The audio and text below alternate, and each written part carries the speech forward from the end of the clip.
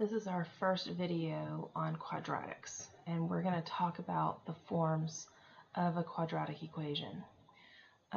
First of all, we just came from studying the linear equations, and we know that y equals mx plus b for a linear equation.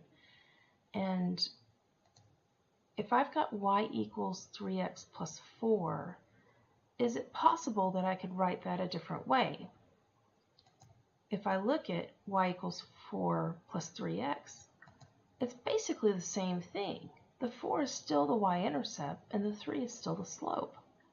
So my point here is that there are ways to write an equation and still have the same graph.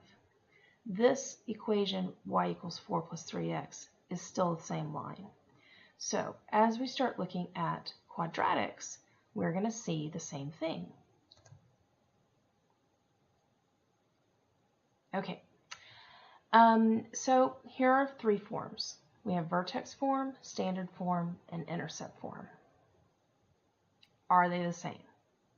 Okay, let's just use three examples. Now, they're not always going to be the same. Of course, you're always going to get different equations.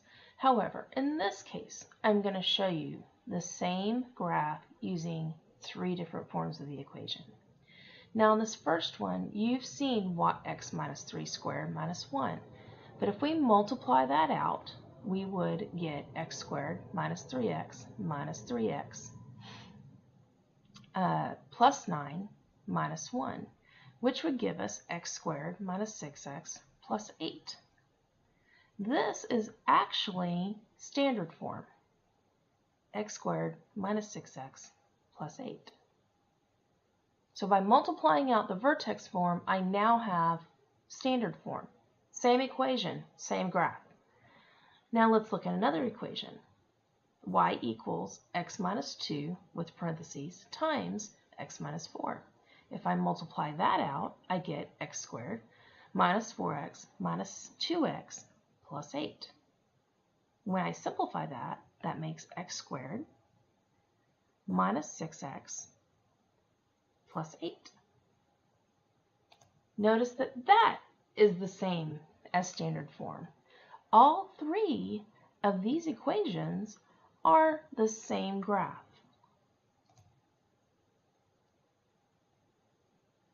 You may get vertex form, so we need to know how to graph that. You may get it standard form. You would have to know how to graph that.